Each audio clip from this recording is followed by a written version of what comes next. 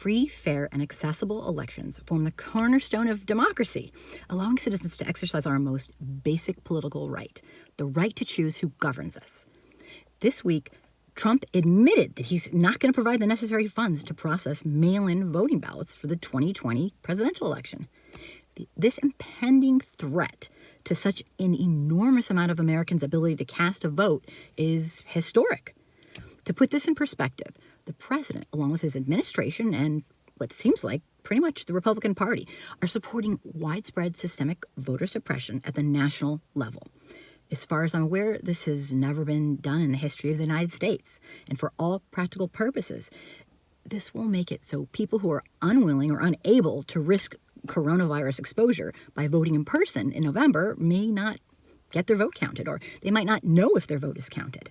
On June 15th, Trump replaced the U.S. Postmaster General with a buddy of his that had donated a lot of money to his campaign. This puppet Postmaster General wasted no time making big changes to the U.S. Postal Service, one of which was to significantly slow down mail delivery. This recent move has already impacted those who rely on the United States Postal Service for life-saving medication and other things. The fact is that 80% of all military veterans' prescriptions are just delivered through mail. That translates to almost 120 million prescriptions a year, with deliveries per day at 330,000.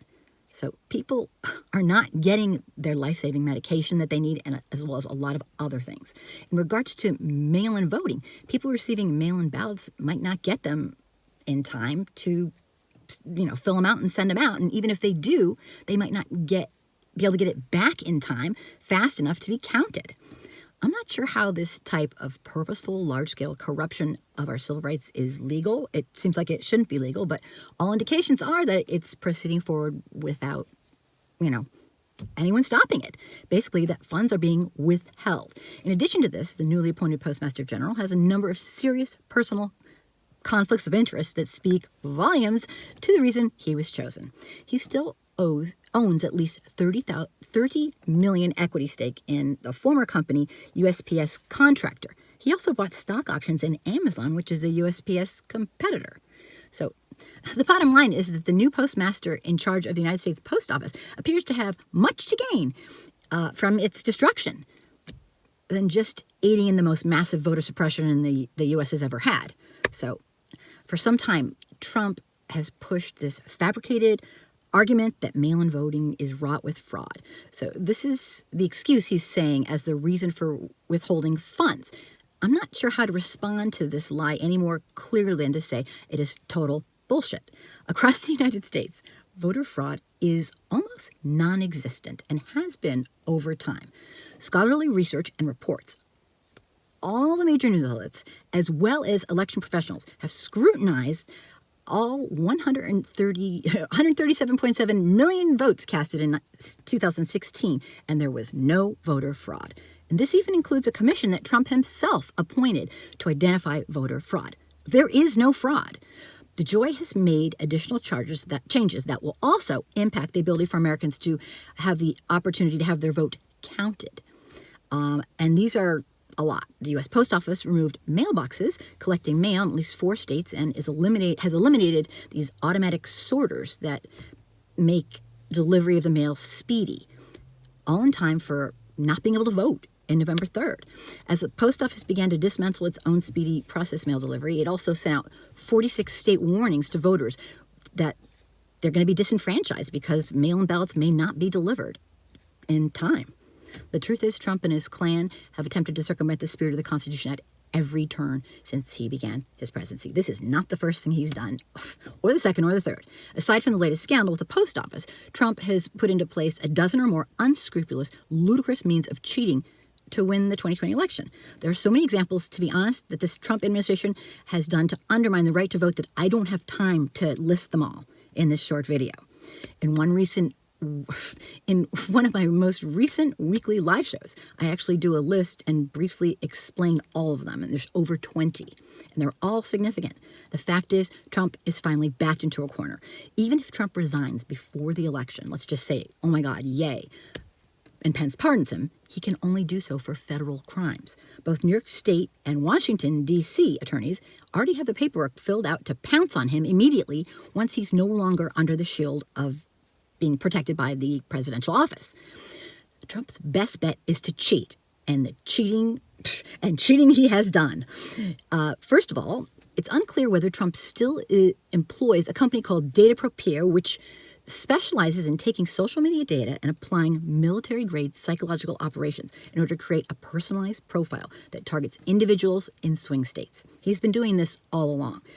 The goal is to systematically, over time, use psychological formulas specific to an individual's characteristics to sway their thinking about how they feel about him and the election. Towards him, obviously. Another way Trump has ensured a 2020 win is by blocking Congress from passing any legislation that would prevent foreign interference in our 2020 elections. They can't get the Senate to pass it.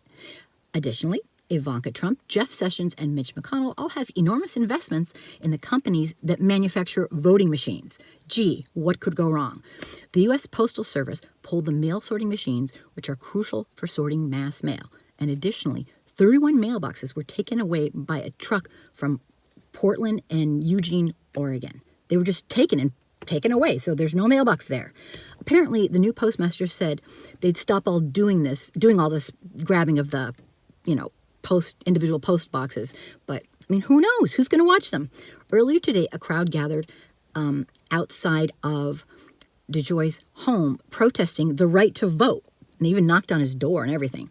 Here's what we know about the recent voting suppression by Republicans and what it has looked like. To begin with, the Voting Rights Act was substantially weakened by the Supreme Court decision that was made in 2013. The Voting Rights Act was passed in 1965 to ensure that state and local governments didn't deny American citizens the equal right to vote based on race, color, or membership in a minority group or language. This legislation enshrines the right of every citizen an equal opportunity to participate in our democratic republic. In 2013, the Supreme Court basically eviscerated a key provision of the Voting Rights Act. Section 5 of the law required jurisdictions with a history of discrimination to obtain approval before any changes to voting rules were made. In a 5-4 decision, the Supreme Court took away this provision. In other words, they're basically free to be racist as you know what. Most recently, there was a wealth of voter accessibility research available because there was the midterm elections and the primary elections. So a study done at UC Berkeley found that easy access to voting is the number one motivator for people to get out there and vote. Here are just a few examples of how voter suppression has taken place, other than what I've already talked to you about. According to Reuters, southern U.S. states have closed 1,200 polling places in the recent years. During the midterm elections, we saw states making scores of changing, making much more difficult and costly and hard to get correct identification in order to sign up to vote in the first place or to vote. Accessibility to DMVs were hampered so that without reliable transportation, people would have a harder time going in person to process the necessary documents for these things. All of this happened with the abundant knowledge that there is no and has never been widespread voter fraud. According to the NAACP Legal Defense Fund, who is actively litigating several voting rights cases, barriers to ballot access were unacceptable before the pandemic. Black voters on average had to wait 45% longer than white voters. Latino voters had to wait 46% longer. We're already in trouble. One study from the American Civil Liberties Union in Florida found that Latino and Black voters in Florida were more than 2 times as likely to have mail-in ballots rejected as white voters were because of a mix of voter error and how the state processes the ballots. Such states as New York have been racing to make accommodations for voting by mail, but other states are making it more difficult on purpose. Oklahoma is fighting to keep its law requiring that absentee ballots be notarized. That's insane. Texas will not accept people who are medically vulnerable to the coronavirus as sufficient grounds for putting in an absentee ballot. That is insanity. So these are just a few examples of what's happening in various states and the U.S. as a whole. I am not even naming as much as I could be. The bottom line is we're watching Trump and his administration purposely sabotage mail delivery before the election in order for him to secure the 2020 presidency. If something drastic isn't done to stop this mass corruption by Trump and the Republicans, we can officially say we are no longer a democratic republic. The citizens of the United States, through our representatives, will cease to choose who governs us. I don't know how else to put it. I'm not sure what his official title will be, but Trump will be officially rendered above the law. I mean, he may be right now, and for all practical purposes, he will be the first American dictator. If you like your news served with a side odor of honesty and integrity, please consider subscribing to my YouTube channel, where we talk about anti-racism, bigotry, inequality, and corruption. I do live shows every Wednesday at 9 Eastern, and it's your voice, your choice of topics. Please consider subscribing. Thanks for watching.